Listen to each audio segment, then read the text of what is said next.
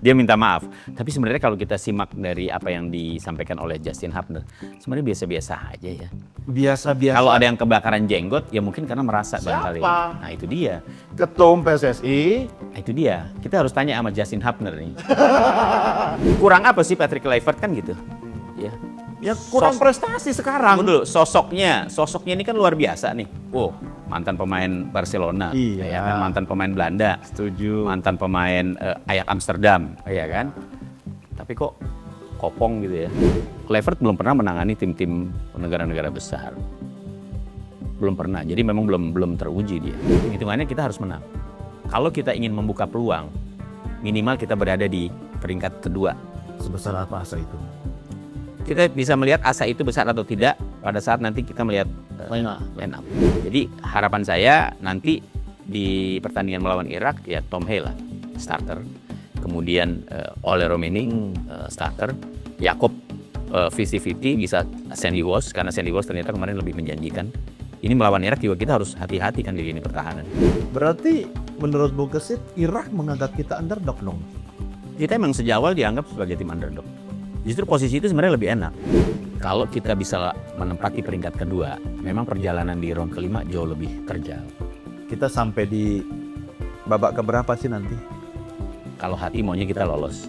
Kalau hati Sampai round kelima lah. Ntar round kelima terserah lah itu mau bisa lolos lagi atau enggak gitu kan. Tapi kalau untuk ke Piala Dunia 2026 rasanya kok berat.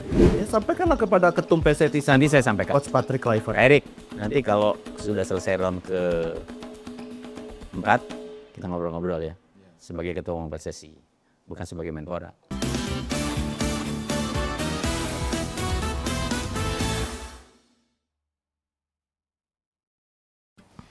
Terima kasih teman-teman masih tetap setia bersama kami di Mencintai Indonesia. Saya DK akan selalu mengawal channel kita ini untuk sama-sama mencintai Indonesia dengan cara kita masing-masing. Termasuk kalau saya dan Bung Kesit ini speak up dengan ada tonton yang kritik ya, itu wajar lah ya. Wajar. Nah saya mau balik lagi nih, bukan kritik kita kepada Coach Patrick Kluivert, tetapi kritik dari anggota skuadnya sendiri kepada panglimanya ya Justin Hubner yang Bung Kesit juga ikuti bahwa baru-baru ini Hubner sudah say sorry. Iya. Ya, sudah meminta maaf. Artinya dia mengklarifikasi bahwa itu sesuatu yang kurang tepat mungkin ya. Iya, karena dianggap sudah membuat gaduh. Dia minta maaf. Tapi sebenarnya kalau kita simak dari apa yang disampaikan oleh Justin Hubner, sebenarnya biasa-biasa aja ya. Biasa-biasa. Kalau ada yang kebakaran jenggot, ya mungkin karena merasa barangkali. Siapa? Nah itu dia. Ketum PSSI. Nah, itu dia. Kita harus tanya sama Justin Hubner nih. Kenapa gitu? Padahal menurut saya sih biasa-biasa aja kok. Iya dong, siapa saja yang diturun. Kira-kira beginilah bahasanya. Siapa saja yang pemain yang diturunkan pelatih, ya kita percaya. Iyalah, maksudnya kita nggak percaya sama pelatih. Percaya, Iya. harus Terus, percaya. terus apa gitu loh? Jangan-jangan ketum PSSI yang nggak percaya pada pelatih. Oh bahaya kalau itu. Bisa lengser lagi dong. Jangan gitu dong. Kita dalam hitungan jam lagi harus Iya, menghadapi kalau pelatih, Irak loh. Kalau sama pelatih udah nggak kalau pelatih udah nggak dipercaya lagi ya kan bisa Itu terancam. kalau dari perserikatan. Tapi persoalannya ketika pasukannya sendiri nggak percaya sama komandannya. Oh itu bahaya. Lebih bahaya kan? Lebih bahaya. Itu yang dulu Sasus ketika Sintayong Ya. akhirnya di depak dari kursi pelatih timnas. Karena para pemainnya konon kabarnya pecah, terjadi perpecahan. Ya. Emang repot ya. Kalau pemain-pemain itu sudah kemudian tidak sepakat dengan pelatih, gawat. Disuruh main begini pasti dia bodo amat, kira-kira begitu. Anda melihat nggak Bung Kesit bahwa ada ini obrolan bebas ya. Ada campur tangan luar untuk menggunakan Hubner sebagai pion akan ada kudeta. Kudeta. Bisa jadi ya, bisa iya bisa enggak. Tapi saya nggak mau menduga-duga. Saya lebih suka mengatakan bahwa apa yang disampaikan sebenarnya nggak ada yang istimewa gitu. Makanya saya bingung kenapa dia harus minta maaf gitu ya. Apakah ada yang Pasti ada yang negur. Iya. Apakah ada yang tersinggung? Kok sampai dia merasa apa yang disampaikan, apa yang diucapkan itu telah membuat gaduh gitu. Padahal ya kalau orang mengatakan ya, saya sebagai pemain bola nih misalnya, ya wajar aja kalau kita mempercayakan lah kepada pelatih siapa saja yang diturunkan. Ya iya, memang tugas pelatih kan seperti itu. Ya dia pegang kendali kok. Gitu. Dia yang lebih tahu siapa pemain yang cocok diturunkan untuk menjalankan strateginya gitu. Tapi kalau kemudian ada kata-kata yang seperti itu dianggap tabu gitu ya, dianggap tabu ya ini yang mesti kita cari tahu nih. Atau jangan-jangan karena kekecewaan yang berlapis-lapis ditambah dengan target yang harus dicapai atas dalam tanda petik tekanan dari Ketua Umum Perserikatan, jadinya ya pecah begitulah. Iya, target yang dibebankan kepada Kluivert. Ini kan kadang-kadang kita masih bingung nih. Sebenarnya PSSI ini maunya apa sih gitu loh. Ya, dibilang ini harus lolos ke Piala Dunia ya. Karena kemudian kita mengganti pelatih dari STY ke Patrick Kluivert. Oh enggak, target kita kan di Piala Dunia nanti. Ya, 2030. Iya, kalau misalnya waktu itu targetnya tidak lolos, kenapa juga dipecat? Nah, ya kira-kira kan begitu ya. Kan sama aja, yang ini juga ternyata nggak bisa. Ini belum move on nih. Hah? Oh enggak, saya udah move on. Saya udah move on. Saya termasuk yang nggak setuju sebenarnya waktu itu STY di tepat. Iya. Tapi ya kan kita bukan penguasa di PSSI. Iya. Kan? Jadi saya membaca gini, Bung. Dulu waktu STY kemudian harus turun tahta itu kan gara-gara ada masalah komunikasi di ruang ganti kan? Infonya begitu. Ya salah satunya lah begitu. Dan itu kan juga mengemuka dari anggota skuad sendiri gitu kan. Nah kemudian hadirlah sosok Kluivert yang kemudian di awal-awal kan memang tidak ada masalah komunikasi. Iya. Tapi ketika Hapner kemudian mengunggah satu seperti itu dan minta maaf, ini masalah komunikasi. Kalau masalah komunikasi lagi yang menjadi pokok persoalan, saya pikir nggak cocok kalau sekarang. Nggak tepat gitu loh. Bahasa mereka sama kok. Kluivert sama mayoritas pemain Belanda. Iya kan? Pemain-pemain yang satu bahasa. Kalau waktu zamannya STY ya wajar-wajar aja nggak nyambung gitu kan. Karena STY ketika akan menyampaikan pesannya kepada para pemain, mesti lewat penterjemah. Nah, ketika lewat penterjemah atau translator, bisa beda ya. Bisa 100%, bisa 80%, bisa juga 150%, kan kira-kira begitu. Iya kan, jadi kalau masalah komunikasi saya pikir nggak ada itu. Nggak ada itu, mungkin saya melihat lebih kepada bentuk ya kekecewaan aja gitu loh. Mungkin dianggap pemain juga tahu, kok si Anu sih yang main? Atau mungkin bisa juga kenapa jadi pakai formasi yang seperti ini, padahal dulu kita sukses dengan formasi yang lain. Gitu. Kalaupun itu terjadi, berarti soliditasnya kurang dong. Kan harusnya kalau chemistry kata Anda tadi sudah oke, ya udah percaya dong sama panglimanya, solid dong. Sebenarnya kan begini, kalau pemain sepak bola ketika apa yang dia rasakan ya, apa yang dia rasakan kemudian apa yang dia lihat itu kok ini ada yang beda, kenapa pelatih gue mainnya seperti ini gitu. Itu kan biasanya hanya dibatin aja. Iya kan. Dan itu sebenarnya banyak lah itu terjadi di mana-mana gitu. Tapi kan akan menjadi bias, akan menjadi sebuah ya mungkin dianggap sebagai bentuk pembangkangan ketika di speak up gitu. Ketika diucapkan ke publik. Ya, oh berarti ada yang nggak beres. Sebenarnya sih kalau pemain nggak cocok dengan skema yang dimainkan oleh pelatih, ya itu sih umum aja gitu. Cuman kan ada yang berani mengungkapkan, ada yang enggak. Iya. Gitu. Nah, ketika Hapner sudah membangkang tadi dan minta maaf, masih terbuka nggak peluang di laga berikutnya dia akan turun? Harusnya jangan dilihat sebagai pemain yang kemudian tidak loyal, ya.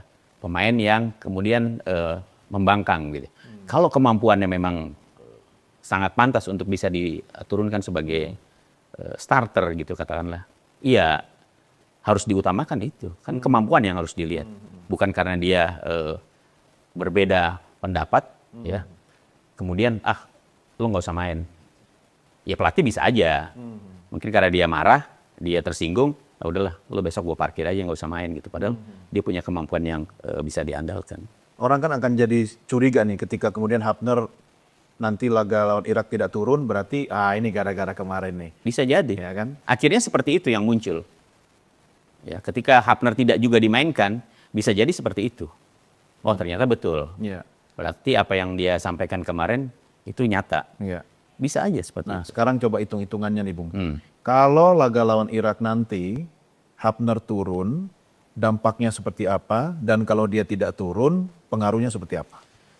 Ada dua, Bung Dike. Jadi ketika seorang pemain katakanlah protes dalam tanda kutip, kemudian pelatih akhirnya men-challenge dia kan. Kalau dia bisa menunjukkan kapasitasnya sesuai dengan apa yang dia miliki dan dia sukses gitu, dia berhasil menjalankan tugasnya dengan baik, pelatih akan salut. Tapi ketika dia gagal untuk bisa menjalankan tugasnya, ya udah. Terbukti. Cuma Selesai. ngomong doang gitu Lu ya. ngomong doang lu ternyata. Giliran gue percaya, Lu ternyata ya nggak bisa apa-apa juga. Tapi dalam kasus Hapner kira-kira posisinya selevel apa? Kalau dalam kasus Hapner, tergantung ya. Kalau misalnya nanti Kluivert katakanlah dalam pertandingan menghadapi Irak kembali kepada formasi yang awal-awal ketika Indonesia sukses menaklukkan Saudi Arabia, ya kemungkinan dia untuk main menurut saya sih masih cukup besar. Kita masih punya Rizky Ridho, kalau misalnya mau menggunakan format 3-4-3 lah ya. Rizky Ridho dan Jaitzes kan sudah chemistry-nya sudah bagus, termasuk juga dengan Justin Hapner. Ini trio yang menurut saya sangat solid di lini pertahanan Indonesia. Itu masalahnya, apakah besok Kluivert akan kembali menerapkan 4-3-3, ya berarti di situ akan kembali dipercaya Kevin Dix dan Jaitzes, atau dia mencoba mengubah dengan formasi 3-4-3. Kalau saya balik, ini sebenarnya tadi kan kalau misalnya pemain harus membuktikan nih, ya kan kepada pelatih. Kalau dibalik, nah sebenarnya pemain juga butuh konfirmasi pelatihnya ini benar apa enggak nih. Ini kalau pelatih yang pemain yang mendikte pelatih berat ini. Ya nggak sampai dikte pelatih lah, tapi kan pemain juga butuh keyakinan bahwa kita ini dipimpin oleh panglima yang berkualitas gitu loh. Gini loh, kurang apa sih Patrick Kluivert kan gitu? Ya kurang prestasi sekarang. Tunggu dulu, sosoknya ini kan luar biasa nih. Mantan pemain Barcelona, Iya. ya kan? Mantan pemain Belanda, Setuju. mantan pemain Ajax Amsterdam, ya kan? Tapi kok kopong gitu ya? Ya itu kurangnya. Iya makanya, kok begitu jadi pelatih kopong gitu. Kan selama ini dari awal ketika dia menangani timnas, sebenarnya pandangan kita ketika bicara soal strategi, soal taktik, bagaimana kemudian menjadikan tim ini supaya kuat gitu ya, timnas Indonesia kuat. Sebenarnya kan dua orang yang ada di belakang dia ini. Iya. Alex Pastor dan Denny Lanzat, ya kan? Jangan-jangan pesan apa yang disampaikan oleh Pastor atau Denny Lanzat nggak dijalanin dengan Patrick Kluivert. Mungkin. Jangan seuzon tapi. Iya, enggak. Kan kita menganalisa ya. Atau malah ada matahari kembar. Bisa juga.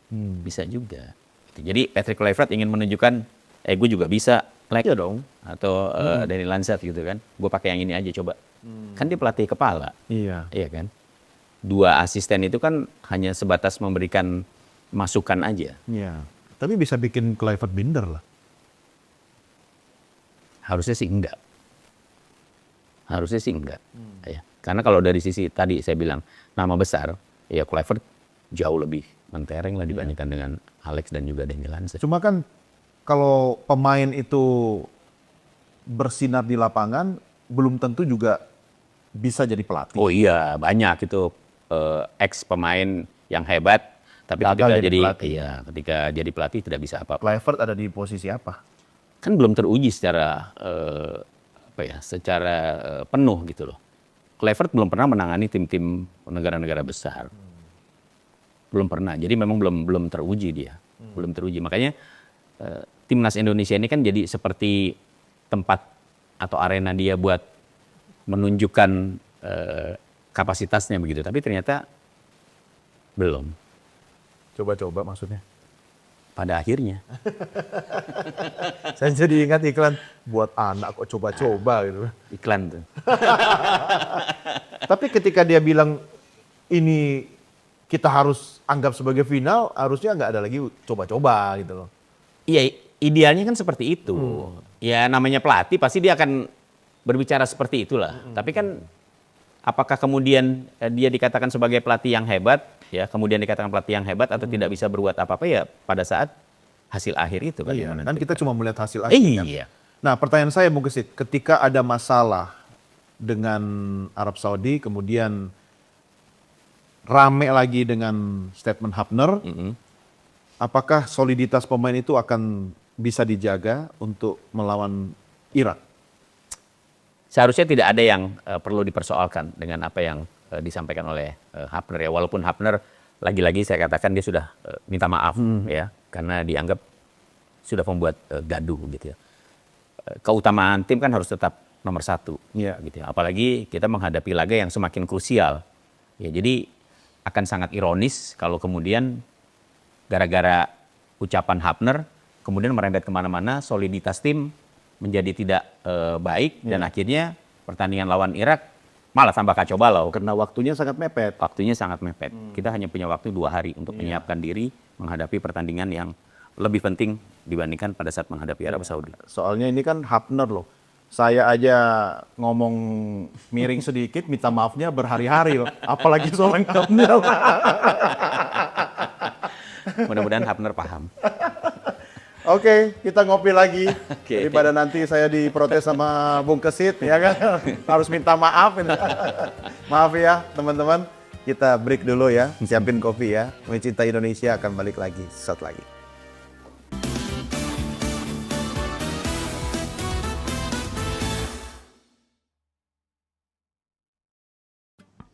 Yuk teman-teman, kita lanjut ngopi bareng ngobrol sama Bung Kesit lagi.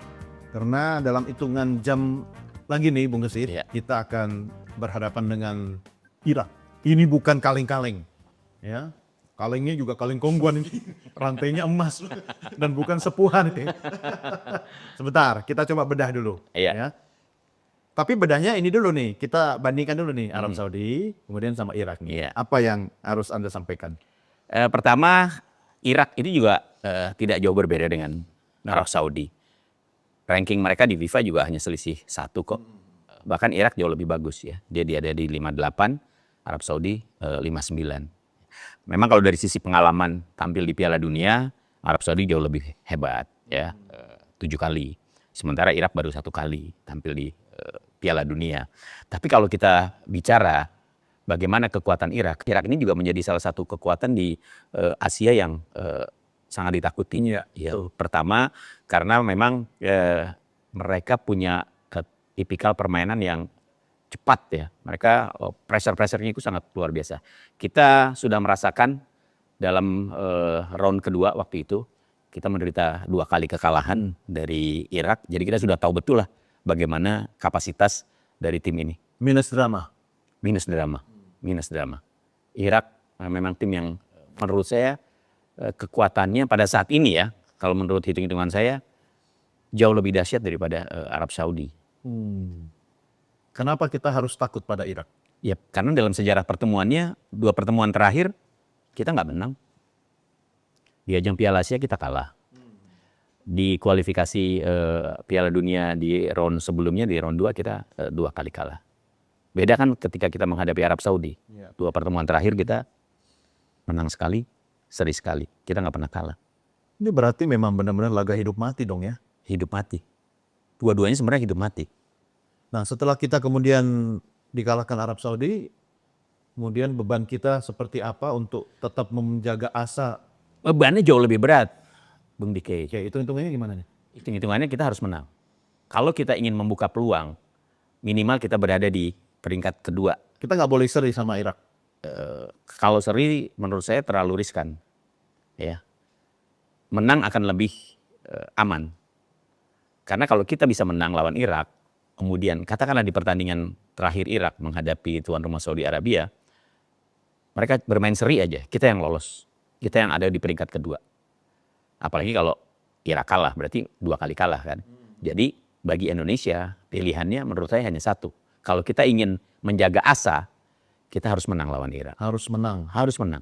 Nggak ada cerita, harus menang. Tapi ketika nanti Irak berhadapan dengan Arab Saudi, kira-kira? Kalau misalnya Arab Saudi katakanlah di luar dugaan kalah dari Irak, ya berarti kan 3 negara. Di luar dugaan, berarti? Bisa aja. Oke. Bisa aja Irak mengalahkan. Tadi saya katakan bahwa saat ini menurut saya kekuatan Irak itu dahsyat gitu. Mereka bisa saja menjadi ancaman serius Saudi Arabia dan bukan tidak mungkin bisa mengalahkan Saudi Arabia. Giliran Irak sama Arab Saudi Anda menggunakan diksi di luar dugaan. Tapi kalau giliran timnas kita sama Irak dugaannya apa? Oh, kalau ini kan nasionalisme. Walaupun mungkin, aduh, apa bisa Indonesia ngalahin Irak gitu loh. Ya. Saya udah merah putih loh ini. Iya, kan kita harus realistis juga, Bu. Realistisnya itu pasti kan ada dasarnya, hitung-hitungannya. Iya. 2 pertemuan terakhir aja yang tadi saya katakan. Ya, kita nggak pernah menang. Gitu, kalah 1-5, kemudian kalah 0-3. Jadi, ya kita tahulah kekuatan Irak itu seperti apa gitu. Iya, dari skor aja sudah. Iya. Jadi kalau misalnya kita menang lawan Irak, itu dahsyat. Dahsyat banget itu. Ya. Nah, ini pertandingan hidup mati, ya mudah-mudahan kita bisa mencatat kemenangan. Walaupun lagi-lagi menurut saya nggak gampang. Gitu. Jadi maksudnya saya tadi bilang ini pertandingan hidup mati, yang hidup Irak, yang mati kita. Semoga Irak yang mati, jangan kita. Karena kalau kita yang mati, berarti kita udah nggak ada harapan lagi, udah selesai gitu loh. Anda loh yang ngomong. Oh iya, Anda pengalaman. kalau kita kalah 2 kali, mau apa lagi yang mau diharapkan? Kan nggak ada, nggak ada poin. Betul Bung Gesi, tapi bola itu bundar. Iya. Apapun bisa terjadi di lapangan. Iya. Nah, kondisi apa yang kita perlukan ya di luar soliditas, di luar chemistry gitu kan, di luar non teknis dan drama-drama yang kalau Irak kan minus drama gitu kan. Iya. Apa yang kita butuhkan untuk kita unggul dengan Irak? Banyak-banyak berdoa. Loh, di Arab Saudi aja semua orang berdoa. Ini kalau orang sebelah sebelah sana lah ya, itu ngomongnya ngecaknya susah nih gitu kan. Kalau Indonesia kata mereka ngecaknya susah gitu kan. Mau main kayak apa nih gitu kan. Itu hitungan di atas kertasnya. Tapi kan tadi Di lapangan beda. Iya, Bung Diki kan bilang bola itu bundar, apa saja bisa terjadi. Ya mudah-mudahan ada keajaiban di sana. Saya nggak tahu keajaiban itu datangnya nanti dari mana, modelnya seperti apa. Tiba-tiba kita bisa memenangkan pertandingan. Kan bisa aja. Ya, dalam sepak bola itu tim yang kuat bisa aja nyerang-nyerang terus nggak bisa gol, yang kena tiang lah, yang mungkin bisa di blok kiper. Terus Indonesia giliran punya satu peluang bisa menciptakan gol. Why not kan? Iya, karena kan peluang itu bisa saja mesti cuma 0,1%. Berarti kita harus mampu membaca 0,1% itu. Iya. Nah, pertanyaan saya ketika sudah ada drama-drama di internal timnas kita, Hafner, ya Kluivert, ya kan soal kamar ganti, mampu nggak Kluivert membaca 0,1% itu untuk menghadapi lawan yang lebih unggul daripada Arab Saudi? Kalau mampunya sih harus mampu. Nah, itu bukan jawaban, Bu. Itu Enggak. apa? Kalau mampunya haruslah itu. Kan nggak mungkin juga dia bilang oh nggak mampu saya. Dia pasti akan bilang mampu saya gitu kan. Tapi kan jawabannya ada di lapangan. Ketika ternyata timnya juga nggak bisa ngapa-ngapain, kalah lagi ya berarti lu nggak mampu gitu loh. Ngomong doang lo gitu, kira-kira gitu lah. Tapi harapan ada dong. Iya, harapan kan harus terus Berapa persen? digantungkan. Aduh nggak usah bicara persen-persenan lah, pokoknya ada gitu aja loh. Itu aja jawabannya udah gak yakin loh. Iya, harapan kan selalu ada, tapi kalau dibilang berapa persen harapan itu, ya udahlah pokoknya adalah harapan itu. Oke, kalau kita merawat asa, saya ingat statementnya Pak Sumarji bahwa Manajer. ya manajer Timnas. timnas, squad kita ini lagi performanya kutak, staminanya oke. Tapi kalah lawan Saudi. Aduh, saya baru mau nanya untuk Irak. Ya, mungkin begini, mungkin. Ya, saya berpersangka baik. Kluivert ini sengaja untuk ya tanda petik ya udahlah, kita simpan buat nanti ini sebentar lagi nih sama Irak. Kalau tim kita mainnya kayak Jerman boleh. Kita kan belum sekelas Jerman. Salah mulu. Belum pernah main di Piala Dunia, iya kan? Rankingnya juga masih di atas 100. Mungkin untuk memelihara waktu biar Ole bisa lebih fit lagi gitu loh. Mungkin nggak itu? Nah, dia akan diturunkan dari babak pertama mungkin. Saya yakin dia bakal diturunkan. Karena sebenarnya kemarin ketika dia sudah diturunkan dan dia memperlihatkan performa yang menurut saya seperti tidak habis cedera. Itu akan menjadi jawaban atau sinyal lah ya. Itu karena dia tidak turun dari awal. Iya. Performanya ngumpul semua. Ya memang kadang-kadang begini loh. Kadang-kadang pelatih tidak berani juga ya untuk langsung menerjunkan pemain sejak awal ketika dia sudah lama nggak main, apalagi dia absen karena cedera. Gitu ya. Beda persoalannya kalau dia lama tidak main, tapi karena dia tidak cedera lebih banyak duduk di bangku cadangan, kan beda. Gitu. Kalau ini kan karena habis cedera, gitu. Jadi resiko dia terkena cedera kan masih sangat tinggi, gitu ya. Tapi kembali lagi kepada keyakinan pemain itu sendiri, dan saya melihat Ole Romeni mampu melewati masa-masa kritis itu. biasanya traumanya kan yang sulit hilang. Tapi kemarin dia sudah tampil all out dan itu bisa menjadi sinyal bahwa menghadapi Irak, saya yakin dia bakal turun sebagai Tapi starter. dengan waktu yang sempit ini apakah Tidak masalah. Nggak masalah? Nggak masalah, dia kan baru tampil sekitar 25 menitan lah ya. Iya. Iya. Enggak, kalau saya bicara Secara keseluruhan. secara keseluruhan. Plus mentalitas pemain Iya, kita. itu kan pasti sudah dihitung. Kalau home turnamen kan memang waktunya pendek. Iya. Ya balik lagi dalam situasi kita bermain di round 3 di mana Arab Saudi menjadi tuan rumah, dia kan diuntungkan. Dia setelah lawan Indonesia kemarin, dia istirahatnya lama loh, 6 hari nanti dia baru ketemu Irak. Jadi diuntungkan. Sebagai tuan rumah dia sangat diuntungkan. Jadi recovery-nya dia jauh lebih bagus ketimbang Indonesia. Sementara posisi Irak sendiri Anda lihatnya seperti apa?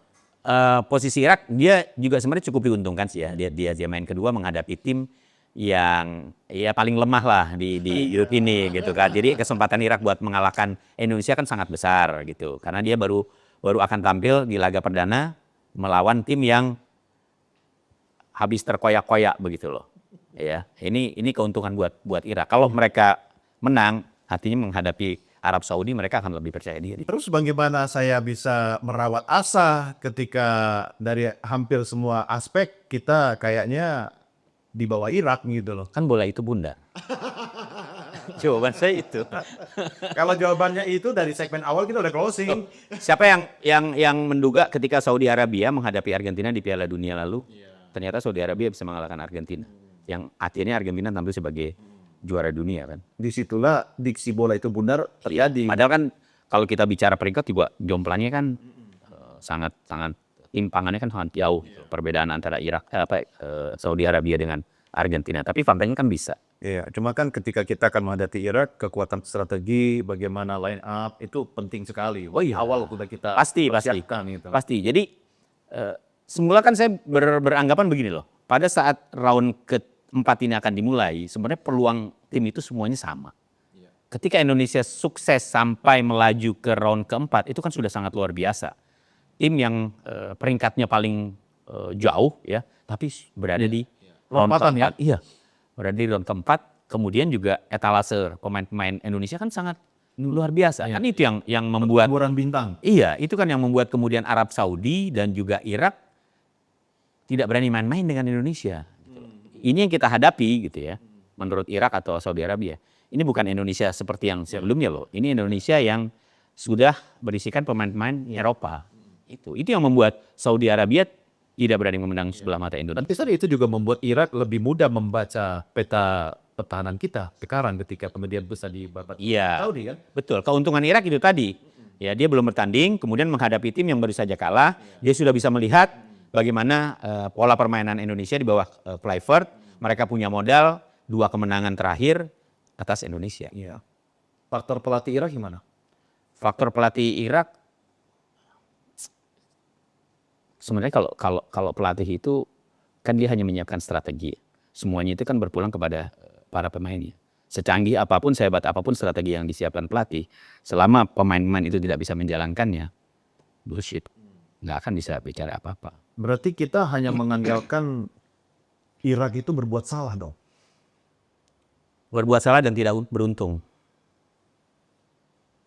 Ya itu tadi, itu yang tadi saya bilang. Misalnya dia nyerang 2 hari 2 malam gitu ya ke gawang ya, tapi kena tiang, kena nistar, kemudian kena pemain kita atau Yakin tiangnya. iya, tapi begitu ada serangan balik dari Indonesia, habis itu gol, udah selesai pertandingan. Kan bisa ini terjadi.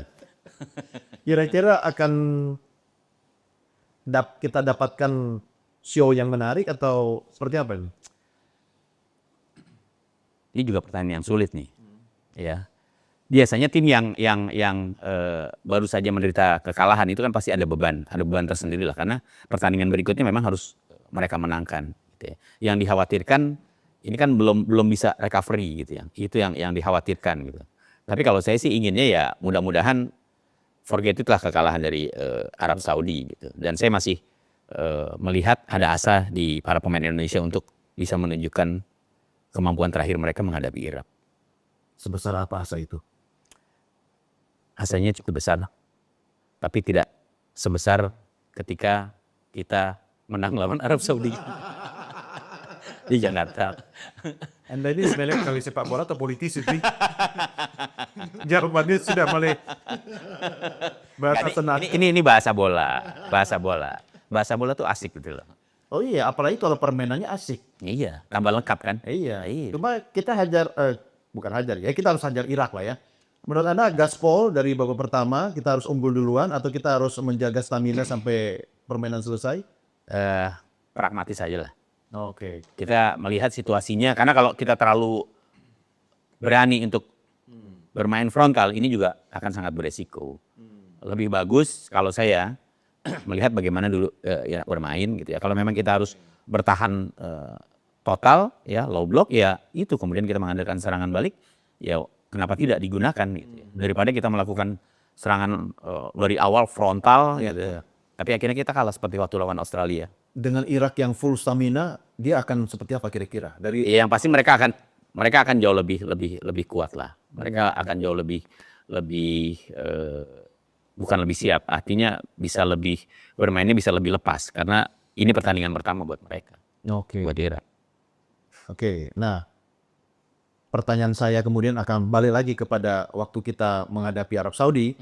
Ketika Coach Patrick kemudian kelihatan seperti bingung dan gamang, sementara tadi Anda katakan ya kita harus siap dengan segala strategi. Iya. Ya kita hadapi di Irak loh. Kalau Patrick masih seperti itu, sepertinya asa itu akan sirna sejak babak pertama.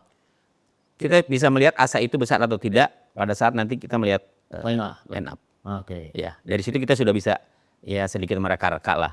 Oh, ini tim ini akan mampu bermain. Hafner asalnya nambah. Ya, formasinya akan begini. Tambah lagi yang harus masuk. Sebenarnya pemain-pemain kemarin yang ditampilkan oleh Kluivert ya, minus 2 pemain yang tadi kita sebutkan di awal. Ya memang performanya aduh. Ya sudahlah. Ya sudahlah, pokoknya itulah gitu. Yang penting dia dua itu nggak masuk. Ya udah terbukti kemarin nggak bisa ngapa-ngapain kan. Jadi harapan saya nanti di pertandingan melawan Irak ya Tom Hale lah starter. Kemudian Ole Romeni starter. Jakob 50-50 bisa Sandy Walsh karena Sandy Walsh ternyata kemarin lebih menjanjikan. Ini melawan Irak juga kita harus hati-hati kan di lini pertahanan. Nah, faktor keberuntungan perlu ada. Perlu. Oke, Tetap ada. tetap ada ya. Iya. Apa yang membuat keberuntungan itu kemudian bisa tercipta di lapangan? Satu yang biasanya muncul ketika sebuah tim yang sebenarnya tidak diunggulkan atau tim underdog lah menghadapi tim yang secara kualitas lebih menjanjikan, biasanya faktor keberuntungan itu tim yang diunggulkan tiba-tiba bermain tidak pada top performanya. Seperti Arab lah, seperti Arab Saudi ketika kita berhasil menahan imbang 1-1 di kandang mereka, itu kan mereka main kacau balau tuh, gitu kan. Padahal waktu itu kan tim kita belum selengkap yang sekarang, belum ada Joe Lopez, ya kan, belum ada Dean James, belum ada Emil Audero pada saat itu, walaupun Emil Audero juga sekarang nggak ada. Berarti menurut Bung Kesit, Irak menganggap kita underdog dong? Kita emang sejak awal dianggap sebagai tim underdog. Justru posisi itu sebenarnya lebih enak. Karena harusnya sih kita bisa tampil lebih lepas karena tidak diunggulkan. Ya. Yang penting ada kejutan ya. Yang penting ada kejutan. Tapi ternyata kita tidak bisa membuat kejutan. Kita yang terkejut. Kita hanya terkejut ketika line up itu ternyata kok seperti ini. Oke, itu line up. Kemudian soal strategi, formasi sama Irak gimana? Bisa jadi formasinya masih tetap 4-3-3 seperti kemarin. Cuman posisi di kanan mungkin Jakob Sayuri menepi, kemudian hadir Sandy Walsh. Ya kalau Kelvin Verdong memang kayaknya nggak bisa diturunkan ya, walaupun dia ada di tengah-tengah para pemain, tapi kan dia masih mengalami cedera dan dia harus istirahat sekitar 4 pekan kalau nggak salah. Kalau dia pun tetap hadir itu sebagai support dia aja kepada tim nasional Indonesia di Arab Saudi. Kemudian posisi yang sebelumnya ditempati oleh Mark Klok itu diisi Tom Play. Kemudian posisinya Beckham Putra itu bisa diberikan kepada Eliano Renders. Kalau itu terjadi, setidaknya lebih menjanjikan. Setidaknya lebih menjanjikan. Kalau line up seperti itu, prediksi skor lawan Irak? Ntar lagi nih, berapa jam lagi nih? Ini bicara nasionalisme atau bicara matematika nih? Beda ya? Enggak, pokoknya gini lah, Bung Dike. Kita pengen Indonesia menang.